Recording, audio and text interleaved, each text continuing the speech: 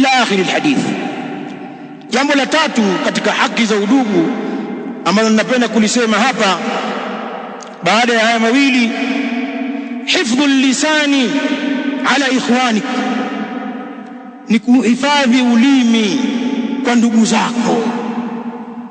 Hichi kinyama hichi cha ulimi, kinyama kidogo sana, hebu kihifadhi kinyama hicho kwa ndugu zako Waislamu.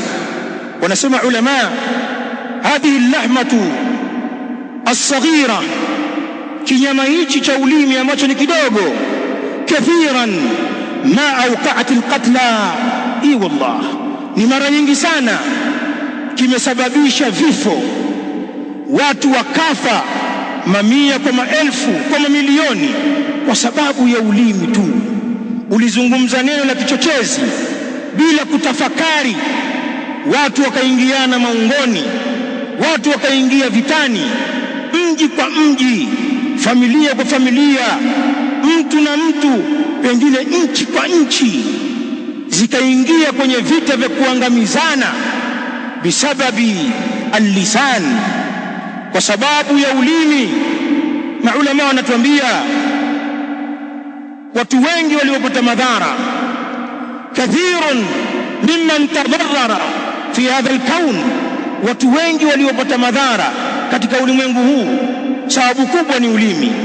Wallahi alazim, pana watu wako jela wamefungwa, wengine ni mahabusu wanasubiria hukumu zao, wengine wao katika sero kwenye mapolisi huko, wengine wana vilema leo hii, wengine wamefukuzwa kazi, bali kuna waliouawa, washafukiwa. Yote haya yamevunwa na ndimi kwa sababu ya ulimi. Ni kinyama kidogo, lakini kimeleta maafa, bal wahaddamatil usar. Kinyama hichi cha ulimi kimezibomoa familia. Leo kuna watu hawasemani, familia zimetengana, ndugu wa kweli hasa, kaka hazungumzi na mdogo wake, dada hazungumzi na dada yake, pana wengine hawazungumzi na wazazi wao.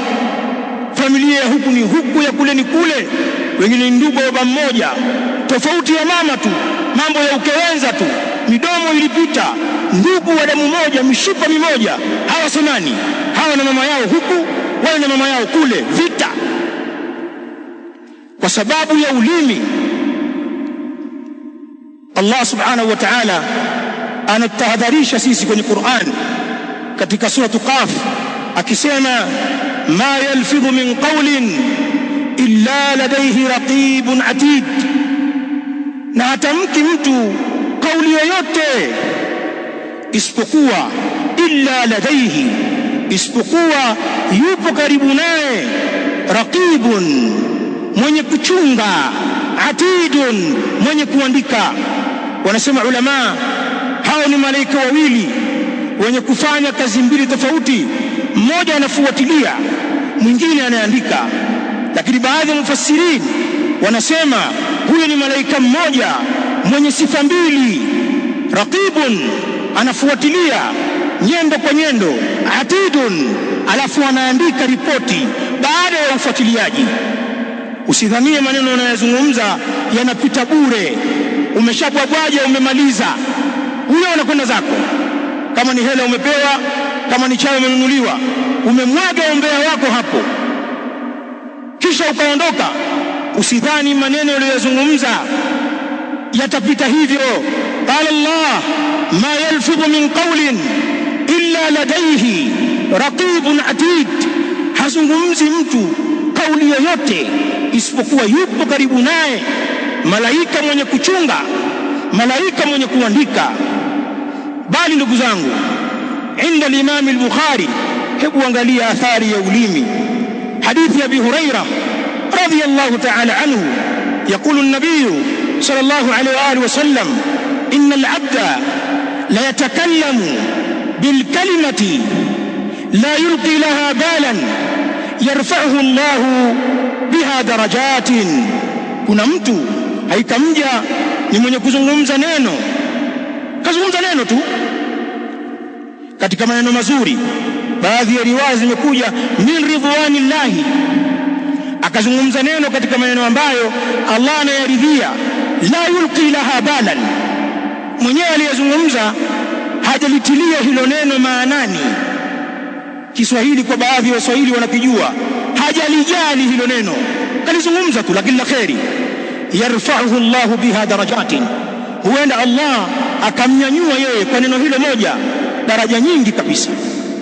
Bali akasema Mtume alayhi salatu wassalam, wa innal abda la yatakallamu bil kalima min sakhati llahi, na kuna mja anaweza akazungumza neno moja katika maneno yenye kumchukiza Allah, neno baya la uchonganishi, neno la maasiya, neno la ufitina, neno la umbea, akazungumza moja tu, la yulqi la balan, akawa hajalijali hilo neno, hajalitilia maanani na kutafakari madhara yake na balaa lake, akalizungumza neno moja tu, yahwi biha fi jahannam. Tunasema ataporomoka, atatumbukia kwa hilo neno moja katika moto wa jahannam. Ibadallah, al-lisan, tuuchunge ulimi. Waislamu wengi katika zama za leo hawachungi hili jambo. Usiropokwe wewe katika mambo ya haki za watu, usiropoke ukazungumzia damu za watu, ukazungumzia mali za watu, ukazungumzia heshima za watu, ukazungumzia familia za watu, ukazungumza kazi za watu ambazo wala huzijui kwa dhana zako tu, ukatumia ulimi wako kuwachafua watu. Simuone yule bwana yuko smart vile, hamna kitu pale, ndio wao hawezi tu, mtu wa madawa yule, unafikiri mpigaji mkubwa yule. Unajua, una ushahidi, ulikuwepo, unaweza ukathibitisha hayo mbele ya Allah. Ittaqillah, jizuie kuongea sana yasiyo na maana. Madhara ya ulimi ni makubwa kuliko hivi ninavyosema.